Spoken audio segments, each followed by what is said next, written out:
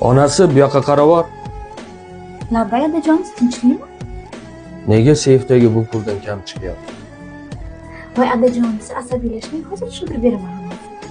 Odajon, siz favqulodda holatlarda pul zarur bo'lib qolganda, agar sizga telefon qilganda telefoningiz ishlamasa, puldan ishlatishga o'zingiz ruxsat bergansiz-ku.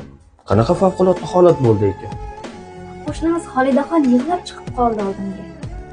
Xo'sh, O'g'lini mazasi yo'q edi, xabaringiz bor. Shuni Hindistonga olib ketish kerak ekan. Ozgina pul yetmay qolgan ekan. Shuni ozgina olib berib yubordim. Sizga telefon qildim, siz javob bermadingiz. Telefoningiz xizmat doira berdi. Nima qilishim kerak, odajonsi? Siz bizga o'rgatgansiz-ku. E'tibor bo'lmagan. Qo'shnilardan xabar olib turibsiz bezdir. qo'shniga yordam qilib yaxshi qilsa olasiz. Baraka top. Yana bu yordam kerak bo'lsa, chiqib so'ragin. Pulni bilasan qayerda turishini. Xo'p, bo'ladi.